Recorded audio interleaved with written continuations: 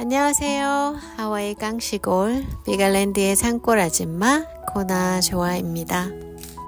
미국 호텔 청소부서 즉 하우스키핑의 인스펙터는 청소가 끝나고 손님이 들어오기 전에 방의 청결 상태를 검사하는 사람입니다. 대부분 호텔의 슈퍼바이저들이 이 일을 하고 인스펙터라는 호칭을 따로 사용하지 않는 곳도 있습니다. 방에 먼지나 얼룩 없이 수건이나 비품은 충분히 제자리에 비치되어 있는지 침대 시트부터 욕실까지 철저히 검사합니다. 또한 객실 내의 모든 시설과 가구들이 손상되거나 고장이 있는지 점검해서 문제가 발견되면 유지 보수하는 정비부서에 알려 조치를 취해야 합니다. 8시 반에 출근이지만 저는 늘 1시간 먼저 갑니다.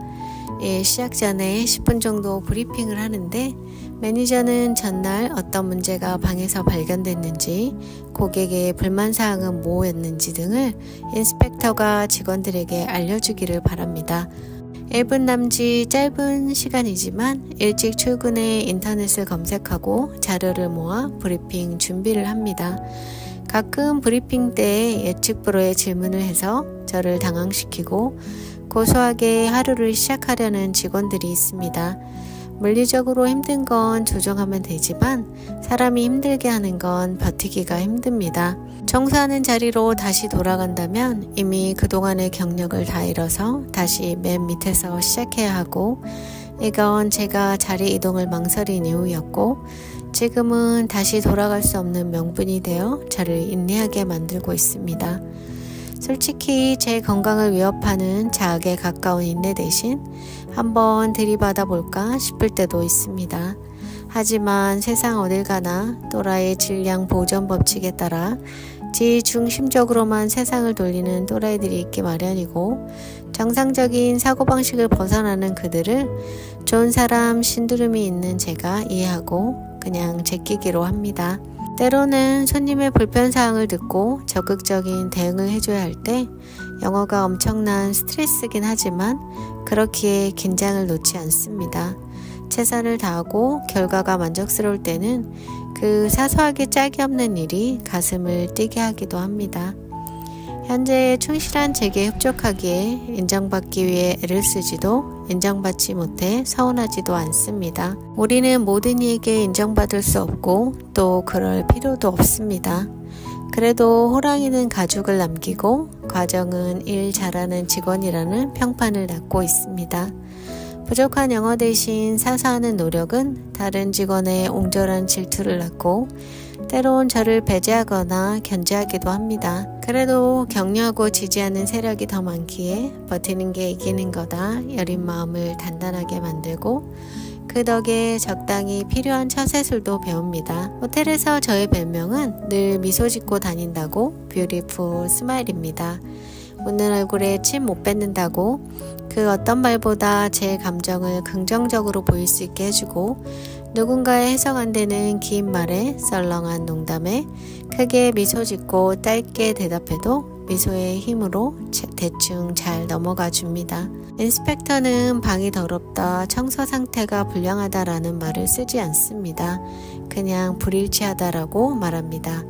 불일치하는 사항이 몇 개인지 보고서에 체크하고 많을 때는 하우스키퍼에게 보여주고 사인을 받아야 하는데, 어떤 하우스키퍼는 그 상황을 모면하기 위해 뻔히 보이는 거짓말을 애교처럼 내던집니다.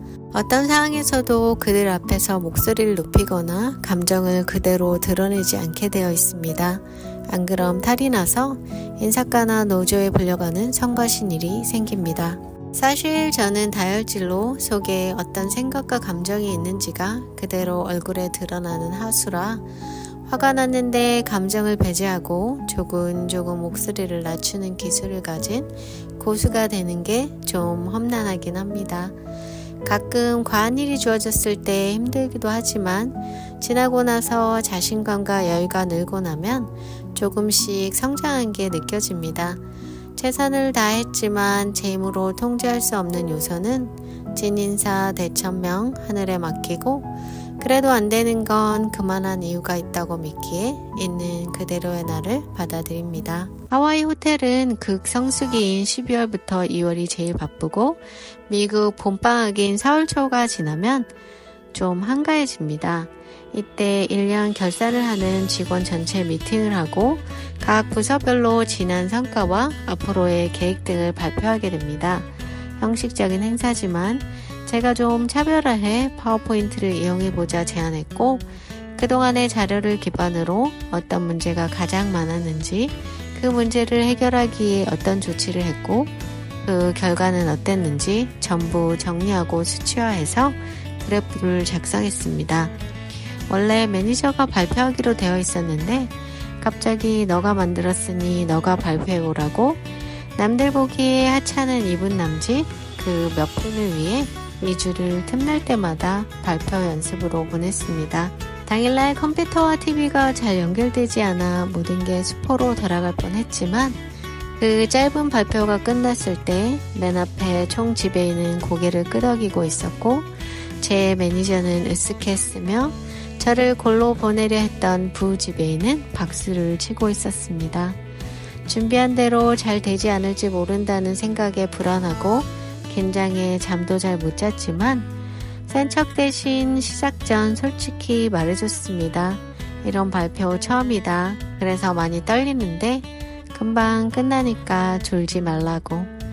콩강대는 심장 덕에 발음이 꼬이고 목소리에 떨림도 못 숨겼지만 발표는 잘 끝났습니다. 매니저는 하우스키핑 클락의 남편이 뇌졸중으로 쓰러져 당분간 못 나오게 됐다고 그 일을 매주 이틀씩 할 수 있는지 물어봤습니다.